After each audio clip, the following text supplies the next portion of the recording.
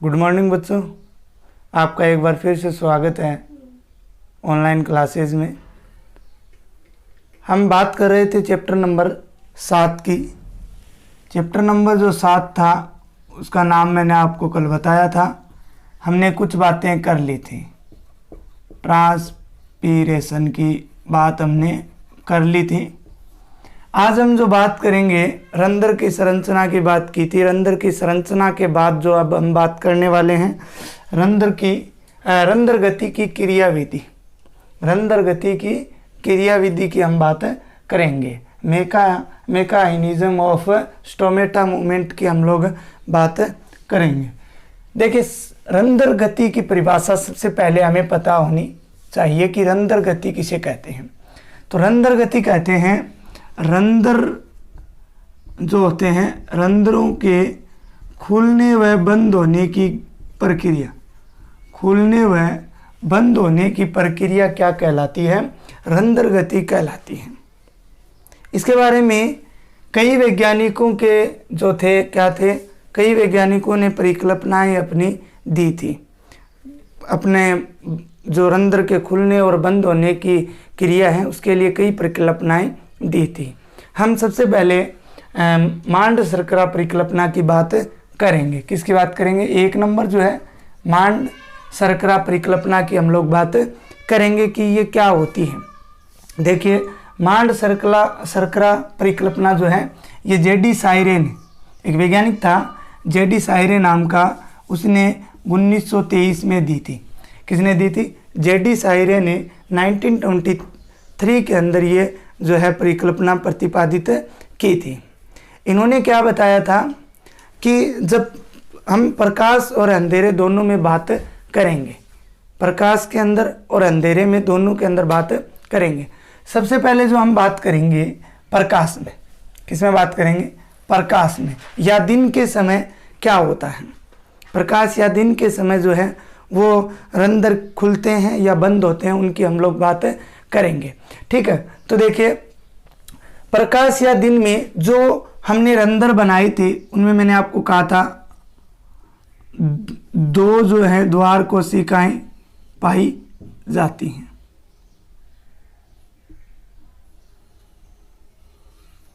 इस प्रकार से 2 द्वार कोशिकाएं पाई जाती हैं, या रक्षक कोशिकाएं इनको बोलते हैं। द्वार कोशिकाएं होती हैं। इनमें प्रकाश के समय या दिन में CO2 की मात्रा कम हो जाती है। किसकी मात्रा कम हो जाती है? CO2 की मात्रा कम हो जाती है। और सीधी सी बात है, CO2 की मात्रा कम होने से pH बढ़ जाता है। क्या बढ़ जाता है? pH बढ़ जाता है। और pH के बढ़ने से एक एंजाइम होता है, वो एक्टिव होता है, जिसका नाम होता है फास्फोराइलेज एंजाइम। कौन सा एंजाइम? फास्फोराइलेज एंजाइम जो है वो एक्टिव हो जाता है। ये एक्टिव होने से क्या होगा? फास्फोराइलेज एंजाइम यहाँ पे क्या करेगा? जो शर्करा या मांड उपस्थित होती है इन द्वार कोशिकाओं में, इनमें उपस्थित होती हैं, वो इस शर्करा को ये फास्फोराइलेज एंजाइम ग्लूकोज 1 फास्फेट में बदल देता है। किसमें बदल देता है? ग्लूकोज 1 फास्फेट में बदल देता है। ठीक है, फिर से एक बार देखिए, प्रकाश में क्या होता है? द्वार कोशिकाओं में CO2 की मात्रा कम हो जाती है, जिससे pH बढ़ जाता है। pH के बढ़ने से एक फास्फोराइलेज एंजाइम सक्रिय होता है, जिसके कारण मांड जो है वो ग्लूकोज 1 फास्फेट में बदल जाता है। फास्फेट ग्लूकोज 1 फास्फेट में बदलने से द्वार कोशिकाओं की DPD बढ़ जाती है। DPD की हमने पीछे वाले चैप्टर में बात की थी। विसरण दाब न्यूनता, डिफ्यूजन प्रेशर डिफिसिट जो है वो बढ़ जाती है।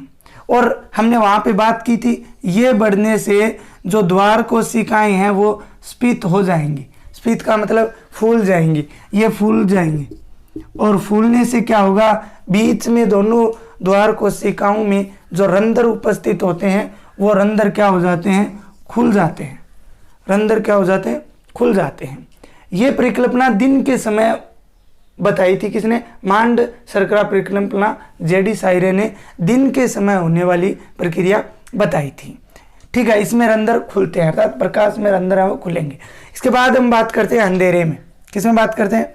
अंधेरे या रात में बात करते हैं। तो इसके अपोजिट है, अंधेरे या रात में द्वार कोशिकाएं जो होती हैं, द्वार कोशिकाएं जो होती हैं उनमें CO2 की वृद्धि हो जाती है। उनमें क्या हो जाती है? CO2 की वृद्धि हो जाती है। रात को तो CO2 की वृद्धि होगी। CO2 की वृद्धि होने से जो pH है वो कम या अम्लीय हो जाता है। pH जो है वो कम या अम्लीय हो जाता है। तथा यहाँ पे उल्टा होगा, वहाँ पे तो मांड जो है वो ग्लूकोज 1 फास्फेट में बदल रहा था, यहाँ पे जो ग्लूकोज 1 फास्फेट है वो वापस किस में बदल जाएगा? शर्करा या स्टार्च या मांड में बदल जाएगा। शर्करा नहीं, किस में बदल जाएगा? इसमें मांड या स्टार्च में बदल जाएगा। और ये मांड में बदलने से जो द्वार कोशिकाएं हैं वो सलत हो जाएंगी, द्वार कोशिकाएं पिचक जाएंगी। सलत का मतलब द्वार कोशिकाएं पिचक जाएंगी, और द्वार कोशिकाओं के पिचकने से या सलत होने से जो रंध्र हैं वो क्या हो जाएंगे? खुल जाएंगे। इसलिए जेडी सायरे का बताना था कि प्रकाश के अंदर रंध्र खुलते हैं और अंधेरे के अंदर जो है रंध्र हैं वो बंद हो जाते हैं, जिसकी हमने पूरी प्रोसेस की बात कर ली। आप इसका स्क्रीनशॉट लिख कर इसको भी लिख सकते हो शॉर्ट तरीके से। बाकी मैंने जो इसकी लैंग्वेज पूरी थी वो आपको लिखवा दी है, इसकी पूरी मेथड जो है वो मैंने नोट्स में लिखवा दी है, लेकिन इस प्रकार से भी अगर याद करना चाहो तो आप लोग कर सकते हो। ठीक है, इसके बाद एक बात और इम्पोर्टेंट है, जेडी सायरे ने ये परिकल्पना दी थी, सही बात है 1993 में, लेकिन सायरे से पहले एक वैज्ञानिक और था लायोड, उसने 1908 में ये बताया था कि द्वार कोशिकाओं में जो मांड है वो उपस्थित होती है। क्या उपस्थित होता है? जेडी सायरे से पहले ही बता दिया था, किसने? लॉयड ने 1908 के अंदर, कि द्वार कोशिकाओं में क्या उपस्थित होते हैं? मांड। अब देखिए 2 नंबर जो परिकल्पना उसकी बात करते हैं, सटिवाल्ड की परिकल्पना है। ठीक है, सायरे ने बता दी थी मांड शर्करा परिकल्पना, उसके बाद में सटिवाल्ड ने एक परिकल्पना और दी थी। स्टिवाल्ड ने ज़्यादा कुछ नहीं किया था। स्टिवाल्ड ने जो जेडी सायरे की परिकल्पना थी उसको आगे विश्लेषण किया था। उसके आगे उन्होंने बताया था कि जैसे ही प्रकाश में CO2 जो है, CO2 की किसकी बात की थी? CO2 की वृद्धि की बात की थी, जो CO2 की कमी की बात की थी, जिससे pH बढ़ रहा था।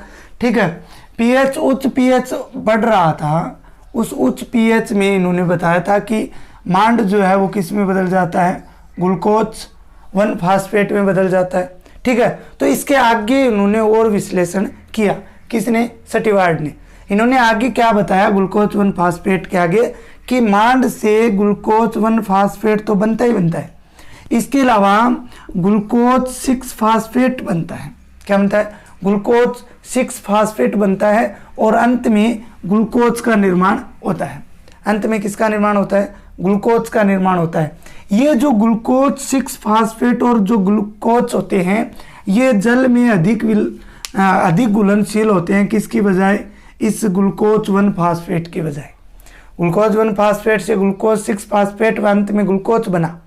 ये ग्लूकोज 6 फास्फेट एंड ग्लूकोज जो होते हैं जल में अधिक घुलनशील होते हैं, किसकी बजाय? इस ग्लूकोज 1 फास्फेट की बजाय। ठीक है, ग्लूकोज 1 फास्फेट की बजाय क्या होते हैं? अधिक घुलनशील होते हैं। अधिक घुलनशील होने के कारण क्या होगा?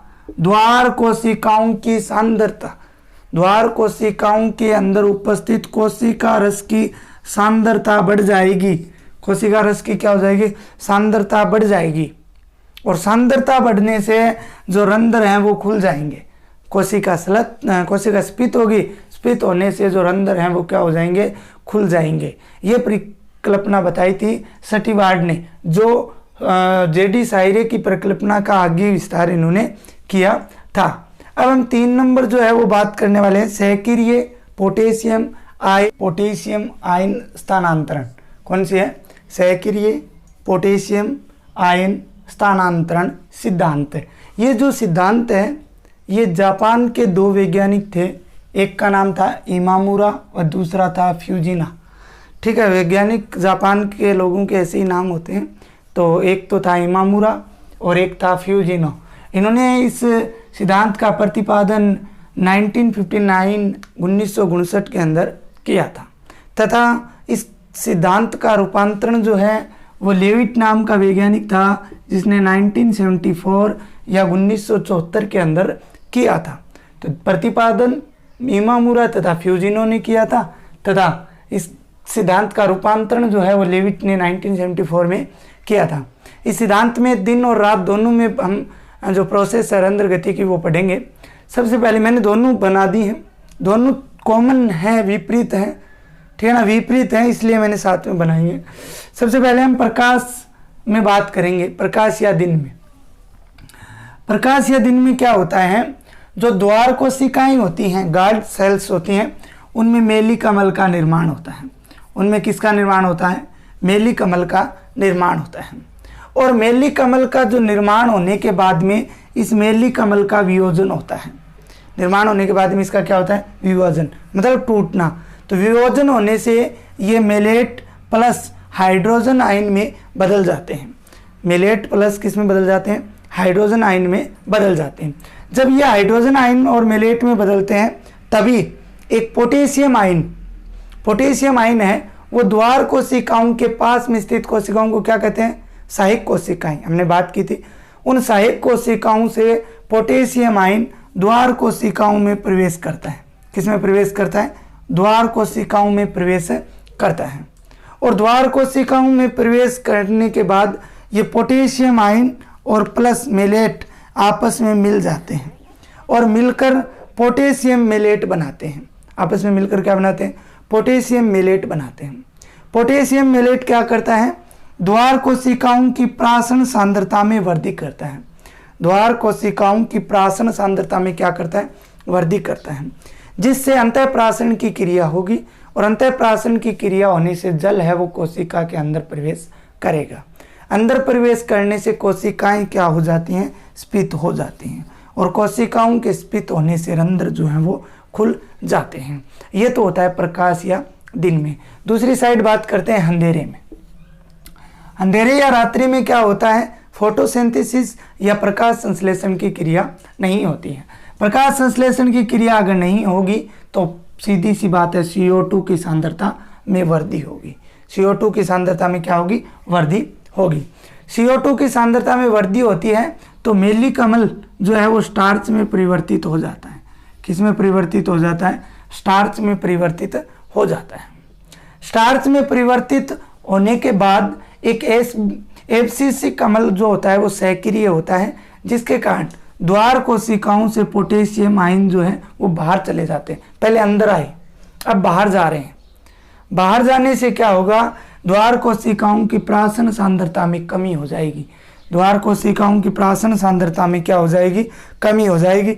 और कमी होने से जो प्राशन सांद्रता में कमी होगी तो जल जो है वो कोशिका से बाहर जाएगा और बाहर जाने से क्या होगा, जो रंध्र हैं वो कोशिका सलत हो जाएगी और रंध्र जो है वो बंद हो जाते हैं। इस प्रकार से सक्रिय पोटेशियम आयन स्थानांतरण सिद्धांत। मुख्य बात यह है, ये अब तक का सर्वमान्य सिद्धांत है।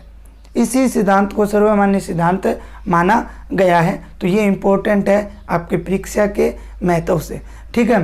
तो इसको आपको याद कर। वाष्पोत्सर्जन को प्रभावित करने वाले कारक, देखो वाष्पोत्सर्जन को प्रभावित करने वाले अनेक कारक हैं। अनेक कारकों के होने के कारण इनको 2 शीर्षकों के अंदर विभाजित किया गया है। कितने शीर्षकों में, 2 शीर्षकों में। एक तो एक्सटर्नल फैक्टर्स एंड सेकंड है इंटरनल फैक्टर्स, ठीक है। एक तो बाह्य कारक और एक आंतरिक कारक। एक तो बाह्य कारक हो गया और दूसरा है आंतरिक कारक। दूसरा कौन सा हो गया, आंतरिक कारक। सबसे पहले हम बाह्य कारकों की बात करेंगे, जो 4 हैं। मुख्य कितने हैं, 4 हैं। एक तो है प्रकाश, लाइट। देखिए प्रकाश जो है वो वाष्पोत्सर्जन की दर को प्रत्यक्ष व अप्रत्यक्ष दोनों रूप से प्रभावित करता है। अगर हम प्रत्यक्ष रूप से बात करते हैं तो जो प्रत्यक्ष रूप से ये रंध्रों के खुलने को प्रभावित करता है, उनको खोलने के लिए प्रेरित करता है। अप्रत्यक्ष रूप से अगर बात करें तो वाष्पोत्सर्जन की दर को बढ़ाता है। किसको, वाष्पोत्सर्जन की दर को बढ़ाता है। वायु की बात करें, देखिए जितनी तेज वायु होगी, जितनी तेज क्या होगी, वायु होगी, तो वायु तेज होगी तो वहाँ के वाष्पोत्सर्जन की दर है वो क्या होगी, बढ़ेगी। क्योंकि वाष्प के रूप में जल है वो बाहर निकलेगा तो वाष्पोत्सर्जन की दर बढ़ेगी। मिट्टी में प्राप्य जल की मात्रा, देखिए मिट्टी में जितनी प्राप्य जल होगा पौधा उसको अवशोषित करेगा और जो दर है वो बढ़ेगी। अगर मिट्टी में प्राप्य जल है ही नहीं तो जल वाष्प की कमी होगी। तो प्राप्य जल की मात्रा अगर कम है तो वाष्पोत्सर्जन की दर क्या हो जाती है, घट जाती है। तापमान की बात करते हैं तो तापमान बढ़ने से तो पता ही है, जैसे जितना तापमान अधिक होगा तो वाष्पोत्सर्जन की दर है वो क्या होगी, बढ़ेगी। दूसरे कारक है आंतरिक कारक। आंतरिक कारक की अगर हम लोग बात करते हैं तो आंतरिक कारक 3 हैं। एक तो पत्ती की, हम पत्ती की आंतरिक संरचनाओं के अंदर की बात कर रहे हैं। तो देखिए कौन कौन से, एक तो है पत्ती की संरचना। पत्ती की संरचना प्रभावित करती है क्योंकि पत्ती की संरचना के जो अधिचर्म हैं उनके ऊपर रंध्रों की संख्या होती है, उन पे जो छिद्र होते हैं वो कितने हैं, वो किस प्रकार से हैं, पत्ती की संरचना बाह्य त्वचा युक्त है या नहीं है, तो वो सब क्या है, पत्ती की संरचना वाष्पोत्सर्जन को सबसे ज़्यादा प्रभावित करती है क्योंकि वाष्पोत्सर्जन की क्रिया है वो पत्ती के द्वारा ही होती है। मूल प्रवाह अनुपात, जड़ और जो तने का अनुपात है अगर उसमें वृद्धि होती है तो वाष्पोत्सर्जन की दर में भी क्या होगी, वृद्धि होगी। इसके बाद बात करते हैं पत्ती का दिक् विन्यास। देखिए पत्ती के दिक् विन्यास की बात करते हैं तो ये पत्ती का दिक् विन्यास अगर आपतित विकिरण के समकोण हो, किसके, आपतित किरण के अगर समकोण होता है तो दर वाष्पोत्सर्जन की अधिक हो जाएगी, और अगर समांतर होता है तो क्या हो जाएगी, कम हो जाएगी। तो ये वाष्पोत्सर्जन को प्रभावित करने वाले कारक की है।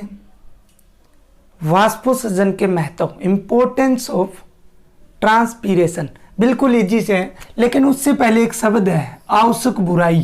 क्या नाम है, आवश्यक बुराई।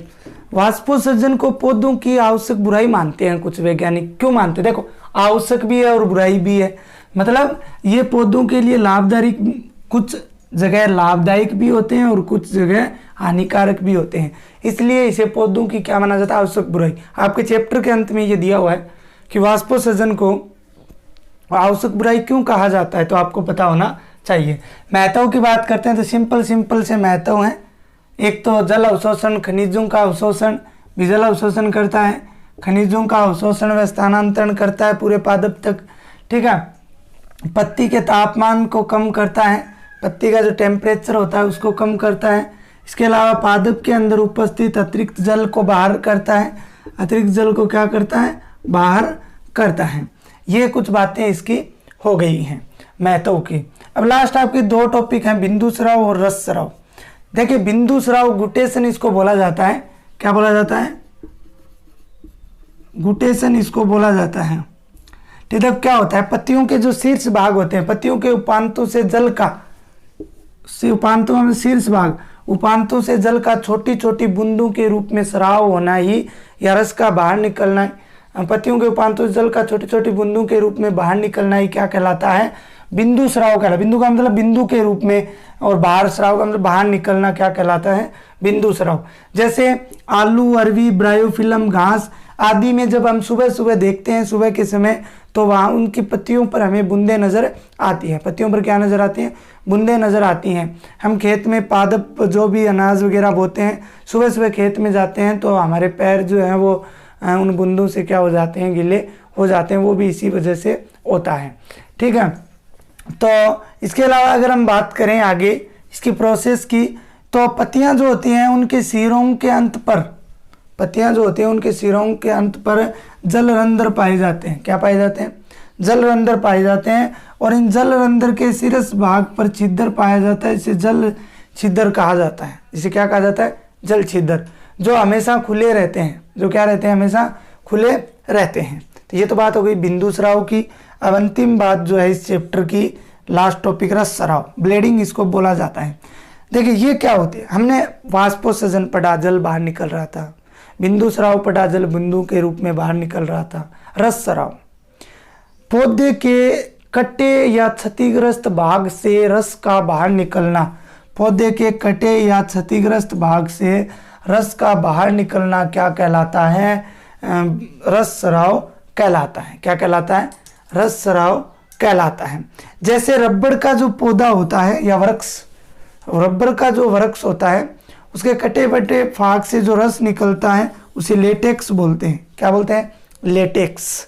और इस लेटेक्स से क्या बनाया जाता है, रबड़ बनाया जाता है। तो बच्चों इस प्रकार से यूनिट नंबर 2 के 5, 6, 7 चैप्टर हमारे पूरे हो चुके हैं। अब हम 8वें चैप्टर की बात करेंगे, और 8वां 9वां होते ही हमारी जो यूनिट नंबर 2 है वो पूरी हो जाएगी।